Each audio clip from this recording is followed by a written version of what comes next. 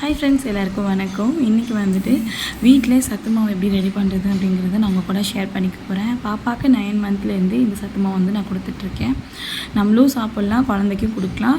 வீட்டில் இருக்க எல்லாருமே இது சாப்பிட்லாம். 18 இன்க்ரீடியன்ட் வந்து நான் சேர்த்துருக்கேன். ஃபர்ஸ்ட்டு வந்து கம்பு எல்லாமே வந்து ஒரு 100 கிராம் போல் எடுத்துக்கலாம்.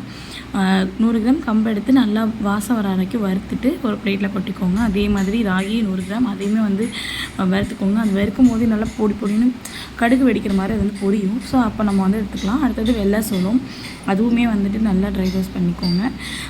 அதுக்கப்புறமா வந்து பார்த்திங்கன்னா மஞ்சள் சோளம், மக்கா சோளம்னு சொல்லுவாங்க, அதுவுமே ஒரு 100 கிராம் போல் எடுத்திருக்கேன்.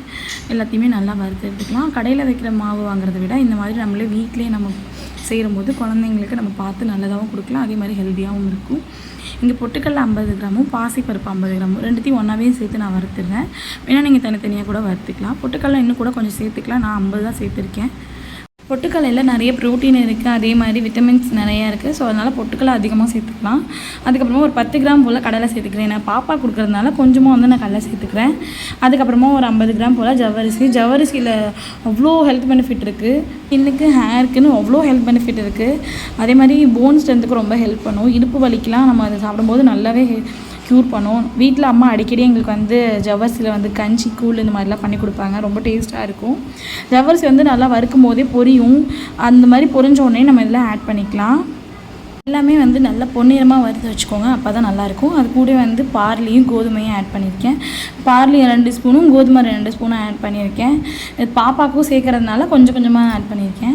அதுவுமே வந்து நல்லா வறுத்ததுக்கப்புறமா சிகப்பரிசி வந்து ஒரு 2 ஸ்பூன் அளவுக்கு ஆட் பண்ணியிருக்கேன். ஸோ அதுவுமே நல்லா வறுத்து நம்ம ஆட் பண்ணிக்கலாம். நான் வீடியோ வந்து கொஞ்சம் ஃபாஸ்ட்டாக வச்சுருக்கிறதுனால சீக்கிரம் ஆகிற மாதிரி இருக்குது.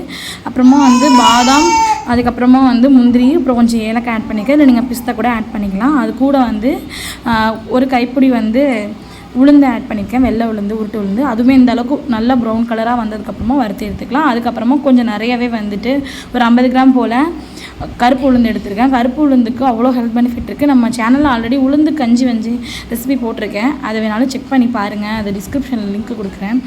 அதுக்கப்புறமா வந்துட்டு ஒரு கைப்பிடி அளவுக்கு கொண்டக்கடலை எடுத்திருக்கேன், ரெட் கொண்டக்கடலை. ஸோ அதையும் நல்லா வறுத்து எடுத்துக்கோங்க.